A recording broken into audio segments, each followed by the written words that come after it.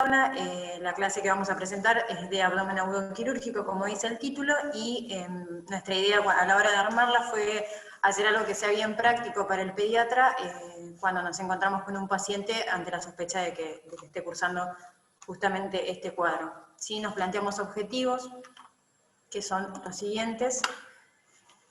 Definir el abdomen agudo quirúrgico, así como el manejo del paciente estable o inestable. Después otorgarles herramientas, otorgar para nosotros, para el pediatra, en el manejo del mismo y conocer los diferentes tipos de abdómenes agudos quirúrgicos que existen, los métodos diagnósticos para cada uno y cuál sería el manejo inicial siempre desde el lugar del pediatra. Para definir abdomen agudo decimos que es un cuadro sindrómico en el que el dolor es el principal síntoma. Este puede ser continuo, intenso y progresivo, y la causa que lo desencadena puede ser médica o quirúrgica. Obviamente hoy nos vamos a dedicar a la parte quirúrgica, pero no perder de vista que hay causa médica también.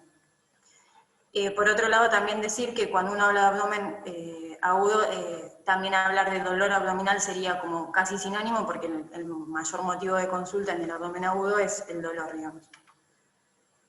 Entonces, considerar siempre, lo que acaba de decir, que el dolor abdominal es una situación clínica muy frecuente y que va a representar la mayoría de las consultas en lo que es el servicio de emergencia, y que en la mayoría de las ocasiones no es de causa quirúrgica. Lo que sí nos exige a nosotros es que seamos rápidos a la hora de diagnosticar y asertivos, y saber que la orientación diagnóstica y terapéutica va a depender no solo de la edad del niño, sino también de la clínica y de cómo evoluciona ese cuadro. En cuanto a la definición de abdomen agudo quirúrgico, se suma a lo que les decía de la definición de abdomen agudo, que sería de aparición brusca, gradual o lenta, que requiere un tratamiento clínico temprano por parte del pediatra, y el quirúrgico, que sería de resolución del cuadro. ¿Sí? Vamos a clasificarlos. Nosotros elegimos dos de las clasificaciones. La verdad es que en pediatría no hay demasiada literatura en cuanto a muchas clasificaciones, como por ahí nos pasa en el adulto. Entonces nosotros elegimos dos, que sería por cuadro sindrómico, que es esta que les estoy mostrando ahora, y después por las edades. Vamos a utilizar esta para después hacer las descripciones de las patologías, porque nos parecía que meternos en la descripción por edad implica que uno a veces se case con el diagnóstico y piense que porque el paciente tiene determinada edad no podría tener, o digamos, uno se encasille más. Entonces hacerlo como más amplio fue la idea de presentarlo así. Entonces, acorde al cuadro sindrómico, los vamos a dividir en obstructivo, que sabemos que es la detención del tránsito, que puede ser por paralítica o mecánica, ¿sí? Después el cuadro inflamatorio, que, como la palabra lo dice, puede ser inflamatorio o infeccioso, va a estar desencadenado en el caso del infeccioso por el apendicitis, la que más conocemos, digamos. Perforativo, que puede ser la evolución de los dos anteriores, cuando no se diagnostican a tiempo y lleva a la perforación. Hemorrágico, que se da por trauma o de manera espontánea, por ruptura de una víscera maciza. Y el isquémico, que en pediatría realmente es muy infrecuente, pero bueno, lo vamos a nombrar igual. Después, la otra clasificación que existe es la que les decía, que según la edad, que la dividimos en recién nacido, lactante, preescolar y adolescente.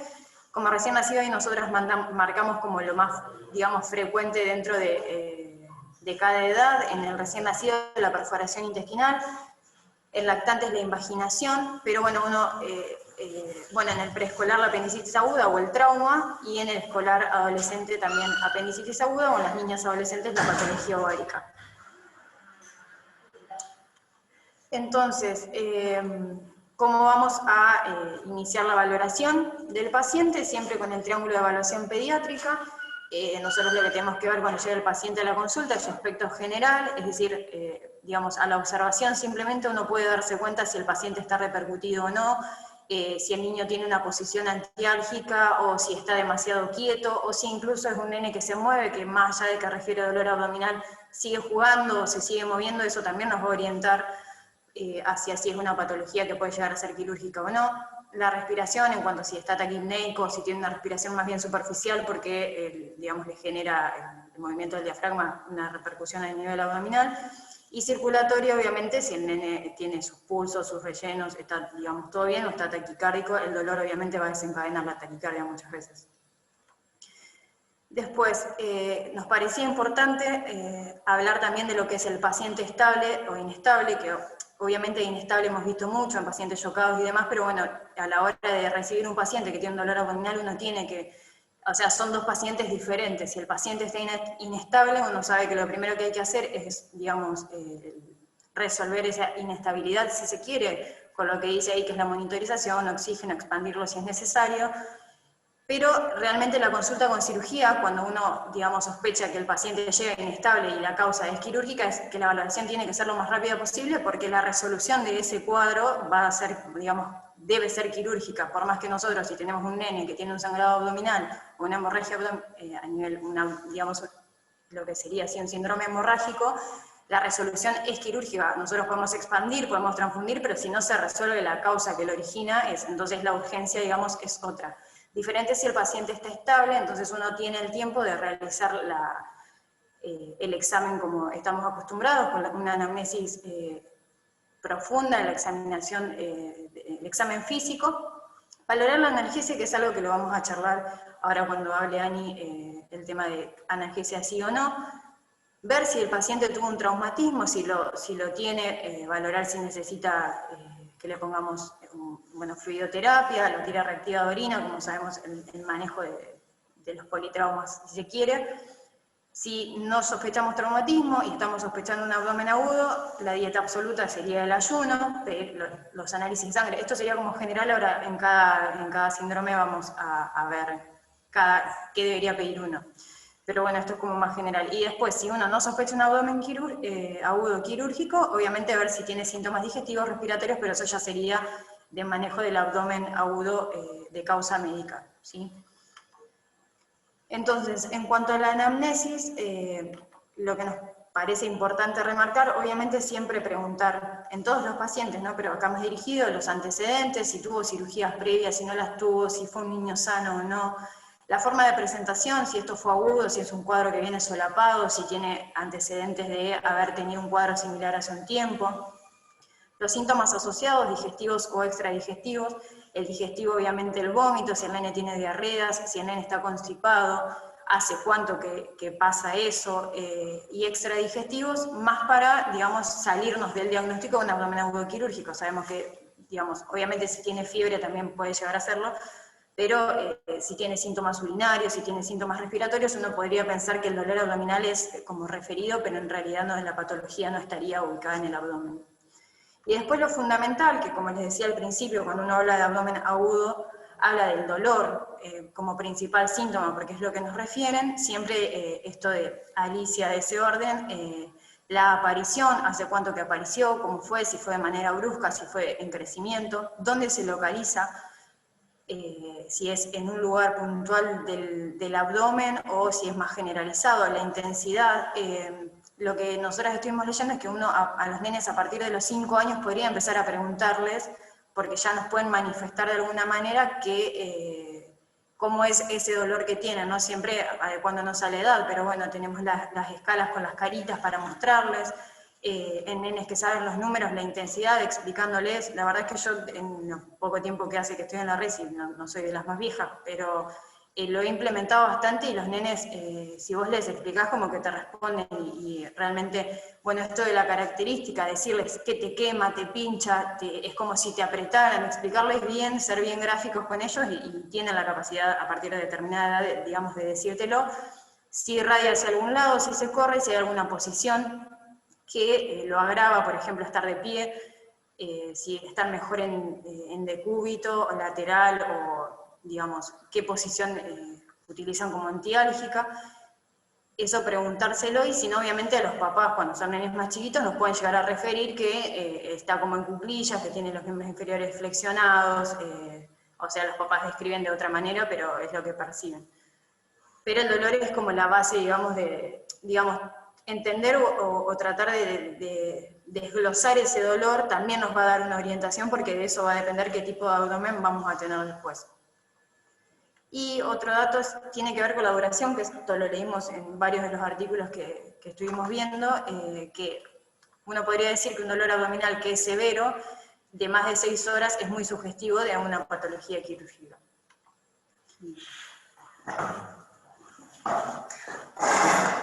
Bueno, hola a todos, voy a seguir yo. Si vamos muy rápido, no se entiende algo, quieren preguntar, díganos porque acá apretamos el acelerador y seguimos.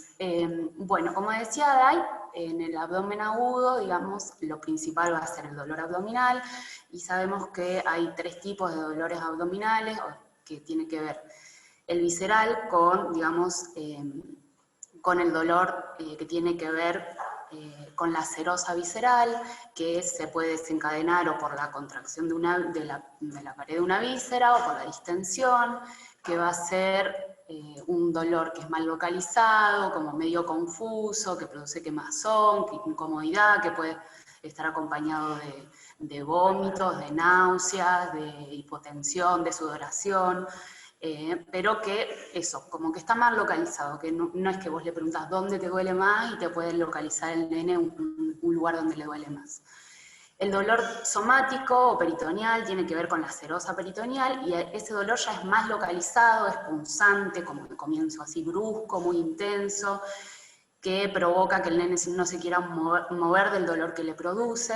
Y el dolor referido es aquel dolor que por ahí no se origina en el lugar donde le está doliendo en ese momento, que puede ser somático o visceral.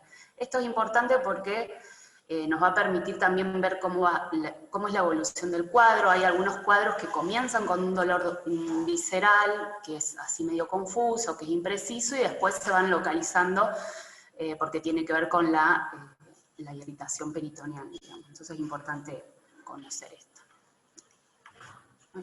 ¿Cómo se puede? Ya, ahí está.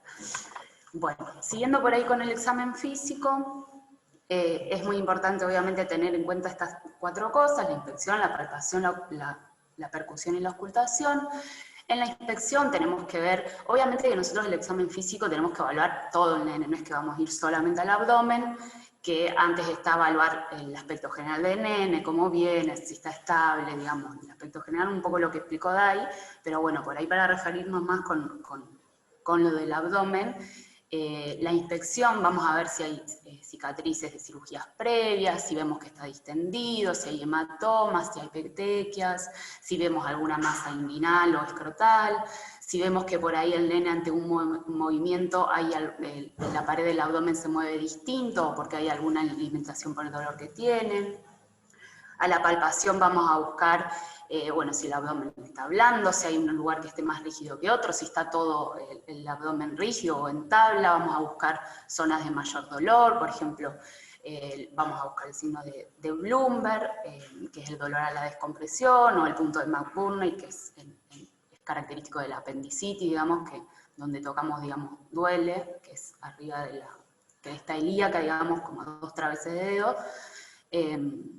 Y después es importante también palpar toda la zona inguinal y testicular para ver si hay alguna hernia. En cuanto a la percusión, bueno, sabemos que por ahí todo lo que sería vísceras huecas van a traducir un dolor más timpánico, la parte del hígado y el vaso va a ser un sonido más de matidez. Entonces, bueno, sabiendo, digamos, la normalidad, tenemos que ver si nosotros tenemos un abdomen que suena timpánico en todo el abdomen y encima está dilatado, bueno, nos orienta a que eso está lleno, digamos, de aire, o digamos que hay ahí que puede haber una obstrucción. Obviamente si hay matidez en todo el abdomen hay que ver si se corresponde por ahí a que tuviera líquido en el abdomen, y hay que, bueno, evaluarlo de cúbito lateral para ver si eso se mueve o no. Por ahí si desaparece la matidez hepática, bueno, es subjetivo de que por ahí pueda haber un neumoperitoneo, bueno, cosas que nos van orientando a qué tipo de abdomen podemos tener. O que haya una organomegalia, digamos. Y en la auscultación, básicamente, digamos, si hay aumento de ruidos hidroaéreos o disminución. Hay cuadros que por ahí arrancan con un aumento de los ruidos hidroaéreos porque hay un síntoma, digamos, de lucha, de querer sobrepasar, digamos, la obstrucción, y después cuando se distienden las asas, disminuye los ruidos hidroaéreos o directamente se desaparece. Bien. Como dijo Dai, agarramos por ahí la clasificación de los cuadros sindrómicos. para poder entender un poco cuáles son los síntomas principales de cada cuadro, y de algunas fuimos poniendo las patologías más frecuentes. Bien, del abdomen agudo oclusivo, lo que tenemos que saber, como dijo Day hoy, es que se puede dar o por un hilio paralítico, que puede ser por alguna condición médica, por alguna medicación, por alguna alteración electrolítica, o simplemente por un postoperatorio donde se produce un hilio paralítico.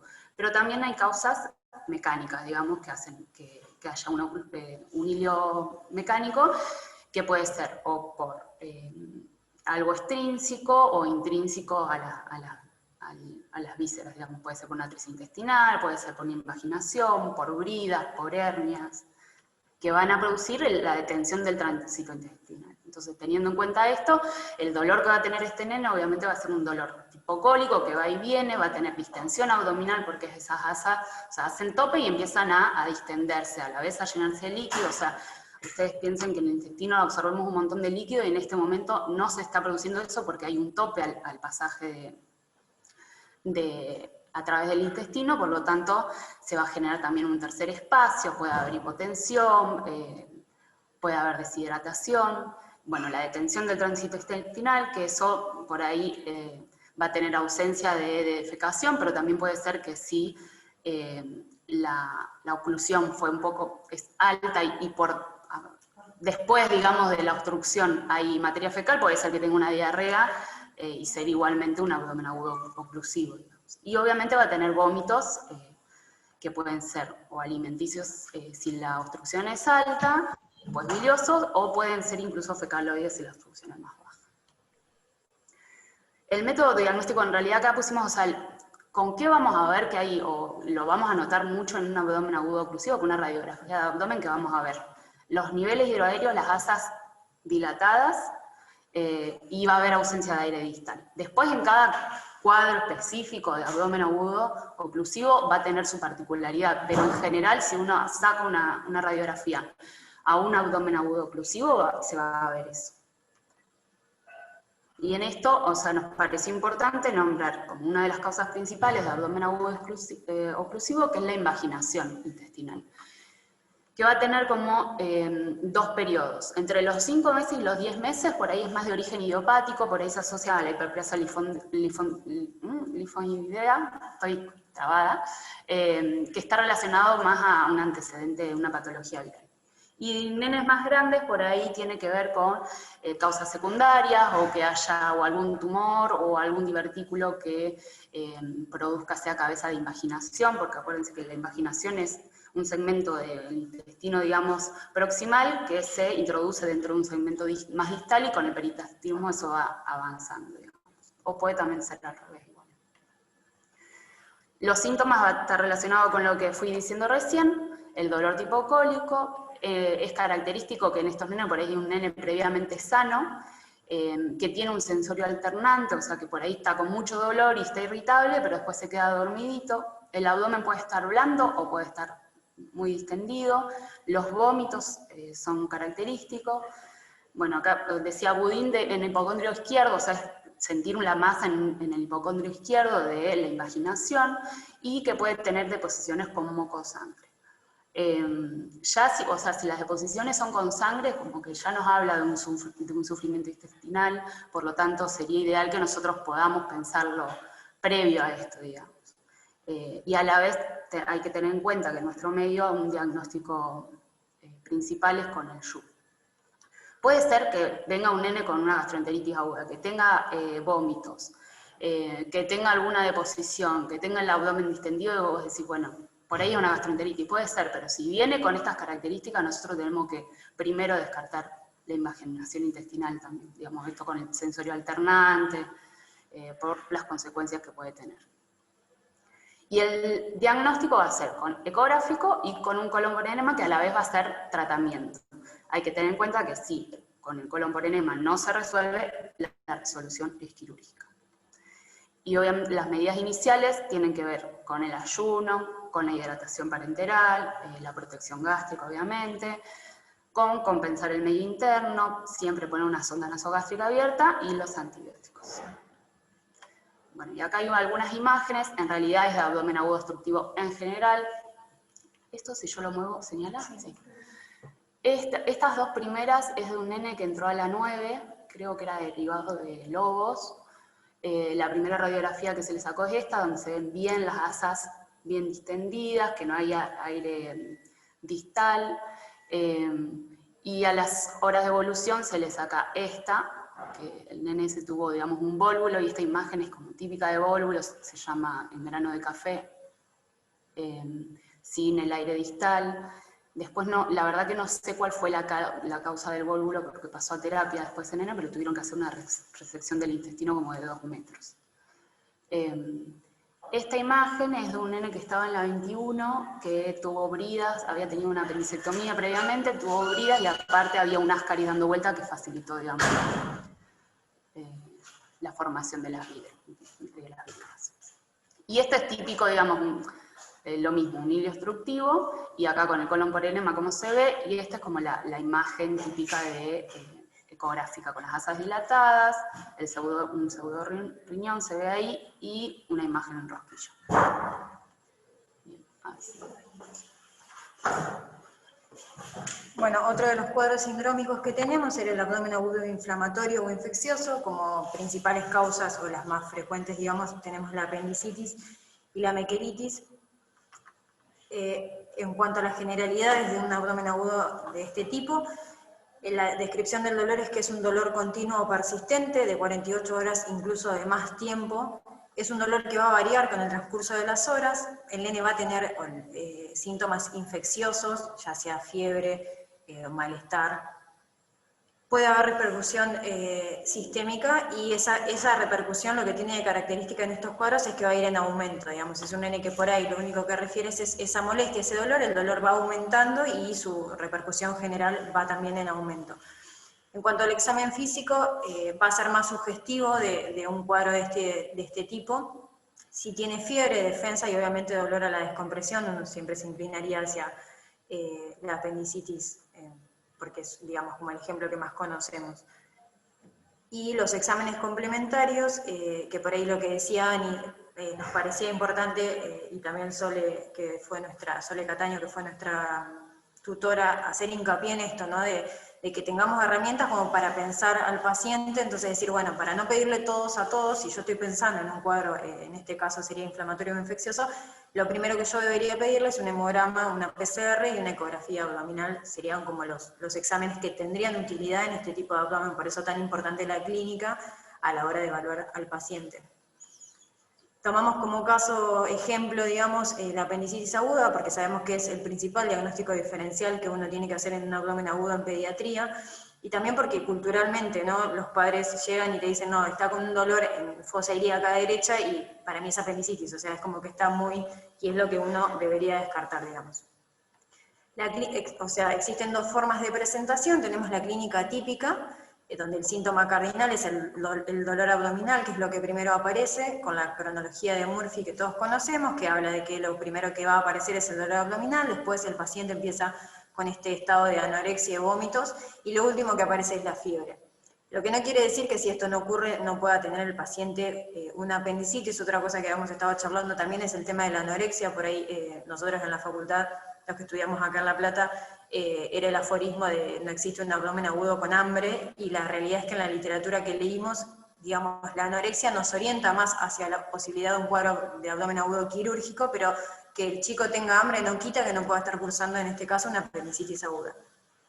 Los vómitos van a tener que ver obviamente con el tiempo de evolución, y si ese tiempo se extiende puede existir diarrea o constipación. La reacción peritoneal es como un síntoma también bastante característico, y puede existir la disuria. Esto es lo que es la clínica típica, que es el nene de 7, 8 años que viene con el dolor abdominal. Y después está lo que es la clínica atípica, donde el dolor abdominal es más difuso. Otra característica que no dije antes es esto de que la descripción del dolor es un dolor abdominal que empieza en epigastrio o en mesogastrio, que te lo refieren como más generalizado, y después focaliza directamente en fosa ilíaca derecha. En el caso del atípico, el dolor abdominal puede ser más difuso, no tiene la cronología clásica, puede haber fiebre, vómitos, el paciente puede estar irritable. Esto de la irritabilidad, ¿por qué? Porque el atípico se da mayormente en los casos de nenes más chiquitos.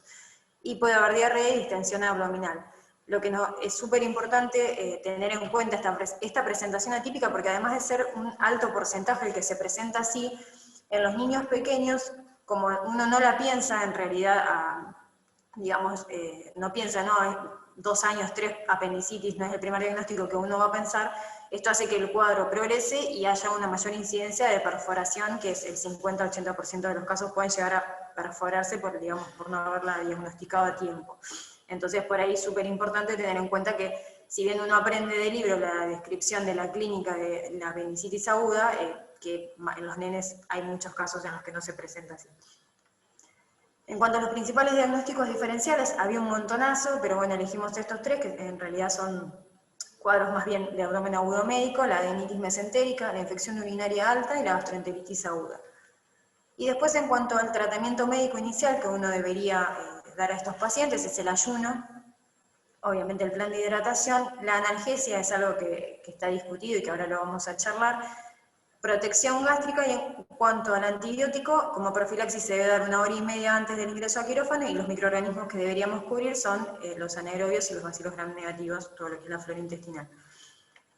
De esto lo que buscamos fue, usamos la guía de Garham 2018, donde habla de que dependiendo del tipo de apendicitis que tengamos enfrente, ¿no? Si es flemonosa, gangrenosa, si es una peritonitis localizada, si el paciente estaba séptico o tenía una colección abdominal, uno iría ampliando digamos, la cobertura, iniciando con ampisulva. No les voy a leer el cuadrito, les queda ahí, pero bueno, ampisulva genta si fuera gangrenosa, una perilocalizada ampisulva-genta también. Si el paciente estaba séptico, ya uno podría poner pipertazo o carbapenem. Y fíjate si querés ahí, porque por ahí pueden surgir algunas preguntas. Sí, porque este tema era bastante controversial. La verdad es que nosotras desde la práctica lo que vemos es que acá en el hospital nosotros lo que usamos es metrogenta. Entonces lo que hicimos fue hablar con compañeros de otros años y con gente de infectología, que en realidad los chicos nos contaron. Lo que pasa en nuestro hospital es que, en teoría, desde el laboratorio, lo que plantean es que en nuestra comunidad, o digamos en la comunidad ludovica, hay un 60% aproximadamente de resistencia a ampisulva, y por eso acá la indicación sería de genta. La verdad es que no hablamos con laboratorio, yo no me pude comunicar, hoy lo intenté, me da culpa, podría haberlo hecho antes, pero digamos, la razón por la que acá usamos metrogenta supuestamente es esa, de que en nuestro hospital particularmente hay resistencia a ampisulva, pero en las guías lo que dicen es que la indicación sería de ampisulvactante. ¿Alguno quiere acotar algo? Por ahí tiene alguna, claro, algún conocimiento que nosotras no, es invitado a activar el micrófono y contarnos. Y si no, bueno, al final. Bueno, en cuanto a las imágenes, habíamos dicho que, digamos, el diagnóstico uno lo podría hacer con una ecografía, pero bueno, en un abdomen agudo las placas se piden, y lo que uno podría encontrar en este tipo de abdomen agudo es los niveles hidroaéreos en la fosa ilíaca derecha. Una escoliosis antiálgica sería el caso, el fecalito calcificado que se ve ahí, el borramiento del psoas, que no lo estamos viendo porque está borrado justamente, y aire libre fuera de la luz intestinal. Y esto es una ecografía. Sí, ahí se vería el apéndice, digamos. Ahí está el suyo. Esto es así, vamos cambiando para que no se borre. Sí, tal cual. El abdomen agudo perforativo en realidad tiene múltiples causas. De hecho puede ser evolución de los cuadros, un cuadro infeccioso, una apendicitis, puede ser una evolución de una obstrucción, que las asas se dilatan, se edematizan las paredes intestinales, lleva a la repercusión, digamos, tiene una isquemia, se produce necrosis, se produce la perforación, digamos. O puede ser también espontánea, por ejemplo, una enteritis necrotizante, más en el lactante, que por ahí nosotros no lo vemos mucho, pero bueno, es importante. El cuadro clínico, bueno, va a ser de comienzo brusco y rápida progresión. Tengamos en cuenta que acá va a haber irritación peritoneal, por lo tanto el abdomen va a estar tenso, va a estar en tabla, el dolor va a ser muy, muy intenso. Va a haber desaparición de la matidez hepática, por esto que les decía hoy, que se produce neumoperitoneo, entonces el aire en las cúpulas diafragmáticas va a hacer que desaparezca la matidez hepática, y bueno, puede ser un paciente que se presente en shock, digamos, si es una urgencia pediátrica.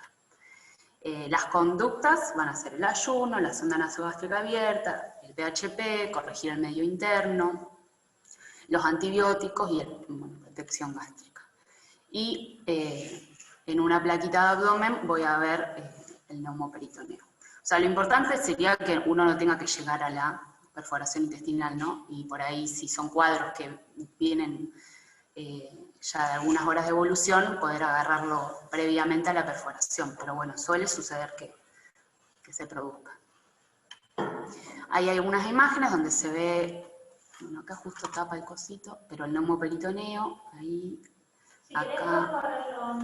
¿Cómo hago? Apoyate sobre la barra verde. No, ¿Sobre esta? Y movela para arriba. Ah, listo. Bueno. El neumoperitoneo acá en las cúpulas diafragmáticas, y esta es una imagen de una enteritis necrotizante de un recién nacido. Ay, chicos. Y ahora, ¿ves que ahora no puedo pasar? Ahí. Y el seguías vos, ¿no? ¿Quería seguir charlando? Sí. No. Entonces, no. El abdomen agudo isquémico sería otro tipo, pero como les dije al principio, no es muy frecuente en pediatría.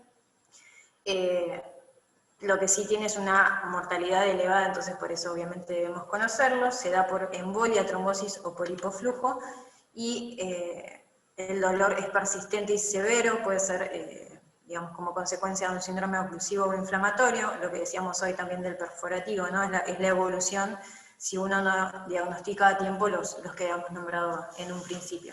El paciente tiene una gran repercusión sistémica, existe la translocación bacteriana y puede presentar acidosis metabólica. ¿Sí? Y ahí va una vuelta. Está Lina que hace una acotación. Lina de cirugía que dice que la enteritis necrotizante en realidad es considerada un abdomen agudo isquémico, que es frecuente en neo y en lactantes. Buenísimo. Gracias, Lina. Bien, y el abdomen agudo hemorrágico tampoco es muy frecuente, de hecho no encontramos muchas cosas sobre abdomen agudo hemorrágico, pero va a tener causas espontáneas como ginecológicas, una ruptura de una víscera maciza, un aneurisma o traumatológicas. La clínica va a ser de comienzo brusco, el dolor va a ser constante, pero no va a ser tan intenso, o sea, no va a ser lo principal el dolor, sí va a tener una hipotensión, el abdomen va a estar blando, va a haber una caída del hematocrito que va a ser tardía. En diferencia, el abdomen blando, no sé si recuerdan, pero la sangre en realidad no irrita tanto como, por ejemplo, la materia fecal, por eso el abdomen va a estar blando en este caso.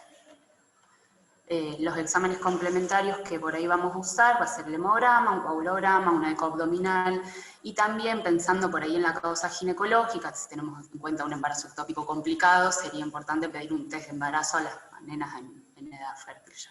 Nenas.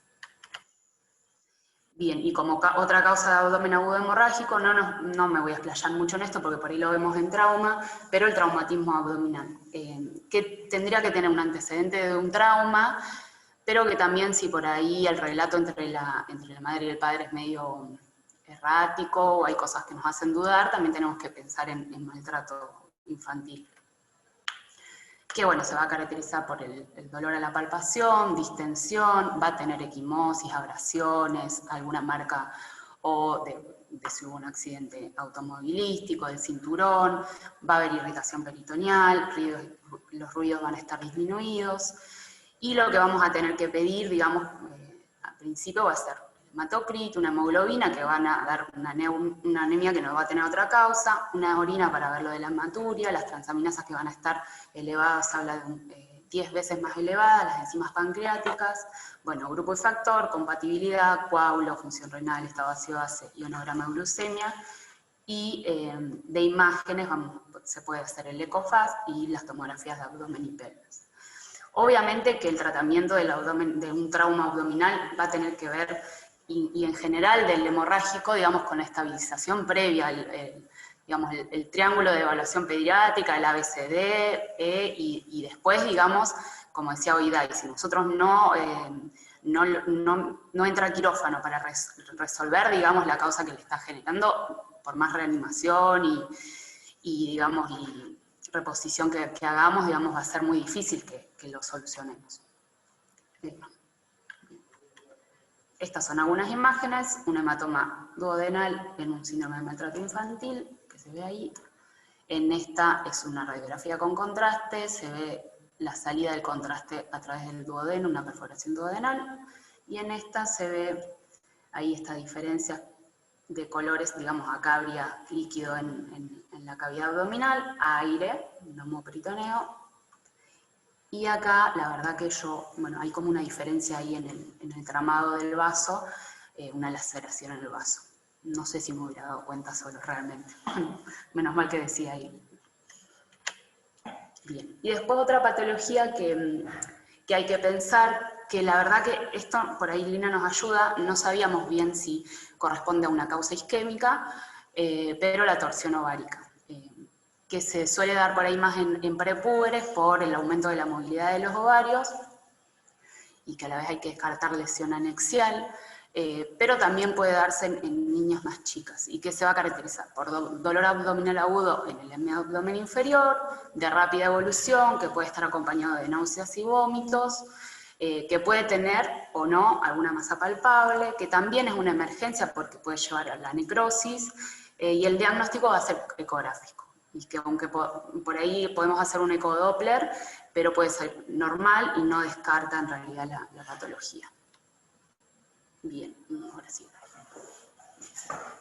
Bueno, entonces ahora después de haber hablado de todos los tipos, queríamos cerrar. ¿Hay alguien hablando? ¿Sí? No. No. Elina dice que se ve más en ginecología en adolescentes lo de la Hola, ¿me escuchan? Hola. ¿Cómo andan?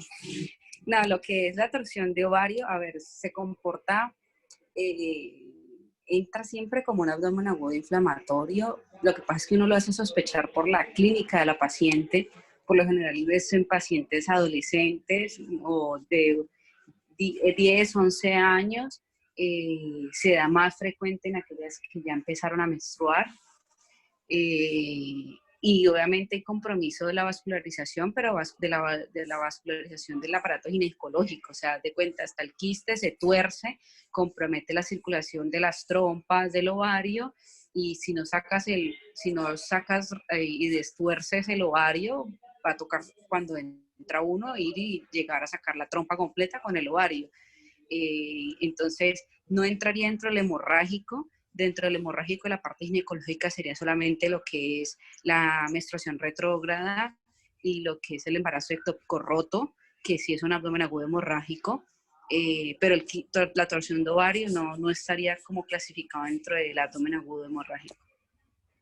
Perfecto, claro, lo que nos había pasado era eso, cuando hicimos como la división de los tipos de abdomenes, como que nos quedaba fuera.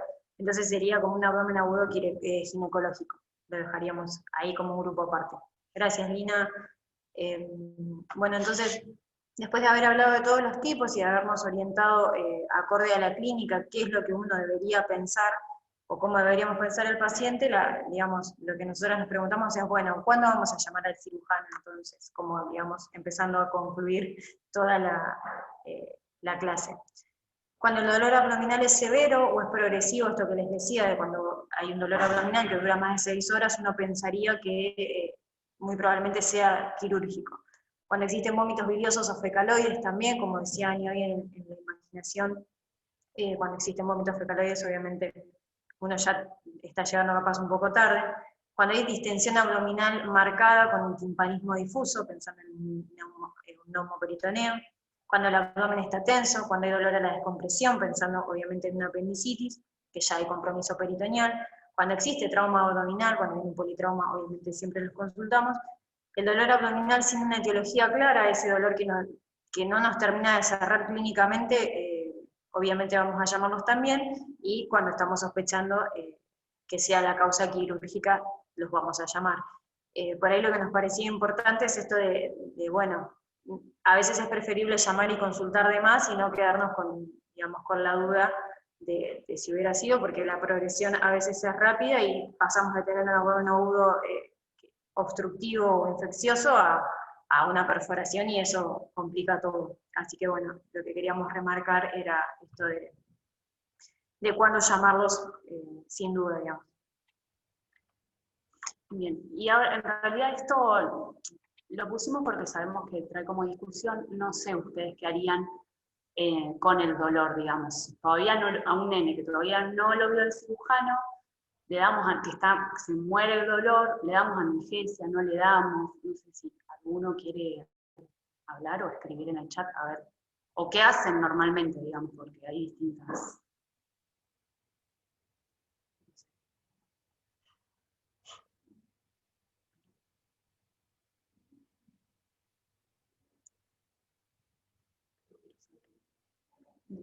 Sí, no me puedo fijar si Solo alguno está está bien, preguntando. Ah. La idea de esto, digamos, es el debate que se genera cuando uno tiene un paciente que tiene un dolor severo abdominal, si, digamos, si indica analgesia o no, hasta que lo evalúe cirugía, buscamos artículos, hay alguien que buscamos artículos, hablamos con compañeros y también vimos la clase que dio el Garraham en el curso que está dando de emergencias, donde hablaban de esto también y de cómo sería el manejo allá. Entonces queríamos saber, a ver nada, la opinión de algunos de ustedes, si tienen ganas, y si no, obviamente seguimos con Hola, soy Mai, ¿todo bien? bien vos. Pues, todo bien, todo genial.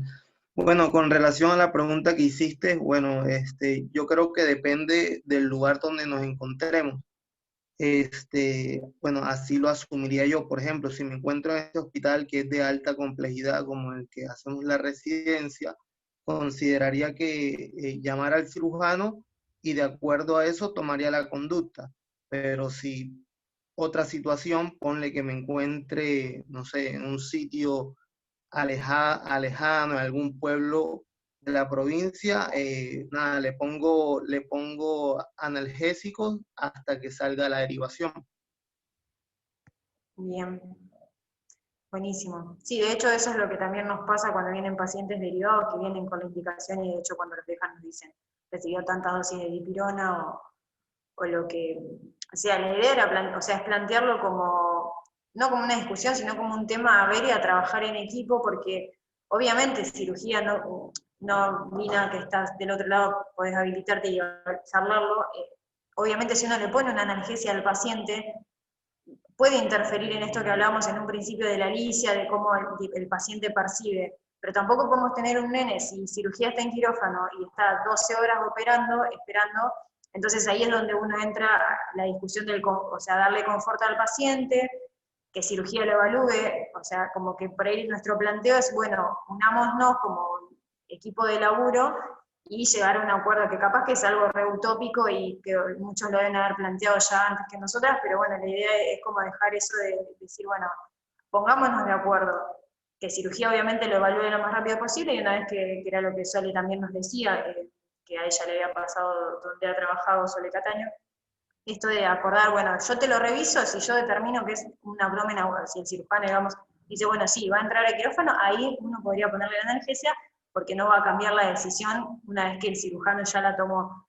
Pero bueno, también es donde uno pone en la balanza esto de, digamos, no un paciente que tiene un dolor que por ahí va y viene, un 5 o 6, pero sí un paciente que tiene un 9, un 8, 9 de dolor, hasta dónde uno lo dejaría, digamos, con ese dolor, que obviamente no está bueno para nadie, menos para el paciente. Entonces, como bueno, encontrar, eso fue el planteo nuestro. Buscamos bibliografía en cuanto a, que ahora ni nos va a contar, me metí yo, terminé hablando yo, perdón, pero ahí Ani les va a mostrar.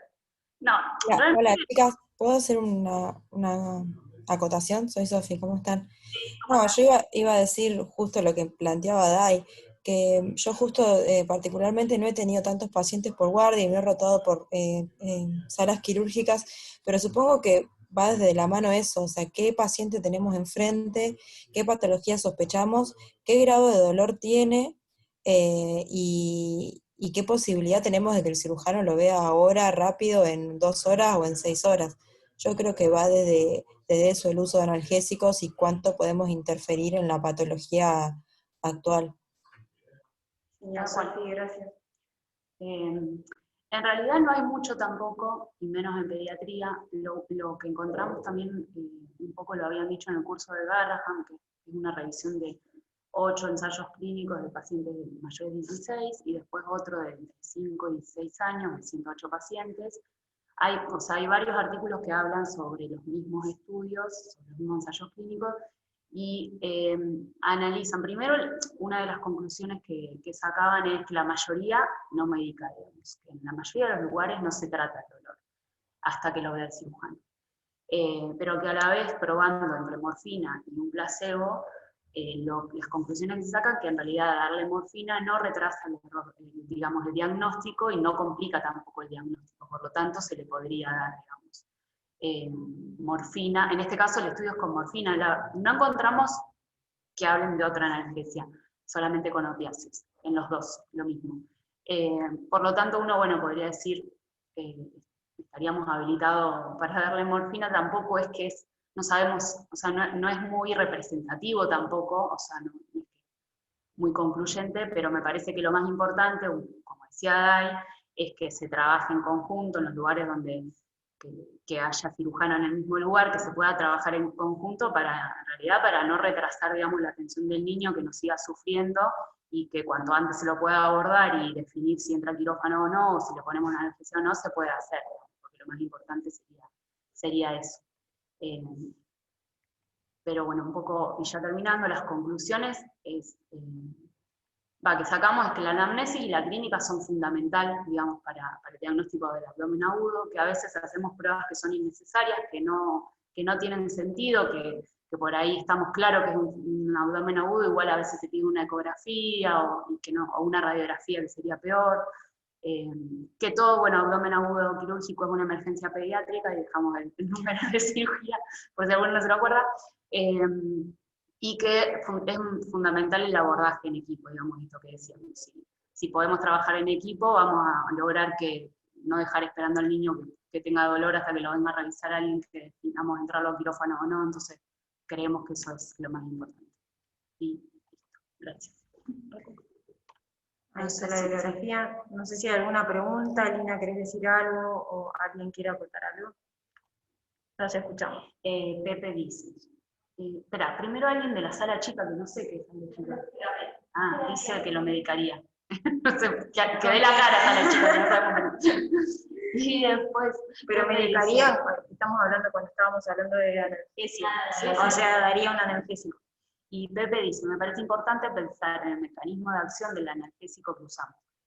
Si el chico tiene una patología inflamatoria quirúrgica, por más que le dé analgesia, le va a doler igual al palpar en profundidad la zona afectada. Depende de la patología que sospeche y si realmente el dolor hace el diagnóstico. Gracias, Pepe. Sí, coincidimos con eso. Perdón, yo solo sumar de que junto a todo lo que estuvieron leyendo ustedes, la verdad es que lo más difícil es que los estudios, la mayoría son en adultos, todos coinciden en que no va a cambiar demasiado el cuadro clínico y sobre todo el sesgo que para mí tienen los artículos que... Perdón, se escucha a mi marido de fondo, esperen. Que digamos que los artículos que leímos con las chicas, lo que hablan en general es que sí se requiere la evaluación del cirujano de forma urgente dentro de la primera hora de evaluación. Casi todos los estudios, entra el paciente con dolor, lo evalúan antes de darle la analgesia, piensan un diagnóstico posible y retrospectivamente, luego en algunos casos de la cirugía o la resolución del cuadro clínico, lo que comparan es si lo que pensaban cuando lo vieron de inicio coincide con lo que el resultado final y el diagnóstico final. Y entonces ahí dicen, bueno, haberle dado una dosis de morfina, la mayoría hablan de una única dosis o a lo sumo 2 dosis, no es que hablan de una analgesia continua, un goteo, no cambió lo que fue después el diagnóstico final. Entonces, en ese caso, estaría bueno nosotros poder lograr evaluar rápido al paciente, que el cirujano lo vea lo más rápido posible, hablar de cuál es el diagnóstico y cuál va a ser el manejo de ese paciente, y en ese momento sí le podemos dar la analgesia porque ya estamos pensando un probable diagnóstico y una probable resolución, sobre todo en este caso que estamos hablando de algo quirúrgico. Entonces ahí nosotros podríamos brindarle confort al paciente, y en muchos casos lo que sí hablan estos estudios es que hasta incluso mejora la capacidad de hacer el diagnóstico porque el paciente se deja revisar mejor, sobre todo en adultos, no los que leímos, pero estaría buenísimo lograr una evaluación rápida y después quedarnos tranquilos de que le pusimos la analgesia ya sabiendo que ese paciente iba a tener una buena resolución. Nada, esto y obviamente cambia mucho, como decía Pepe y las chicas, depende cuál sea el diagnóstico final, el impacto que va a tener la analgesia en eso. Nada, estuvo re linda la clase, chicas, solo sumar eso, ¿no? Lina, aparte dice que aparte de la analgesia es importante el plan de hidratación, porque bueno, la mayoría tiene pérdida hidroeléctrica. No, creo que nadie más. Y después Flor deja un montón de artículos para que leamos. Gracias. Si alguna más quiere decir algo. ¿Alguna pregunta, algo que no haya quedado claro, algo que quieran sumar? Siempre es bienvenido. Y si no, les agradecemos el tiempo y esperamos que les haya servido de algo esta clase. Adiós. Buena clase, muy linda. Bueno, gracias. Ay, ¿Cómo? ponelo. Genial. Gracias, Lina. Bueno, ahora es el momento donde leemos los halagos. Muchas gracias a todos. Bueno, gracias.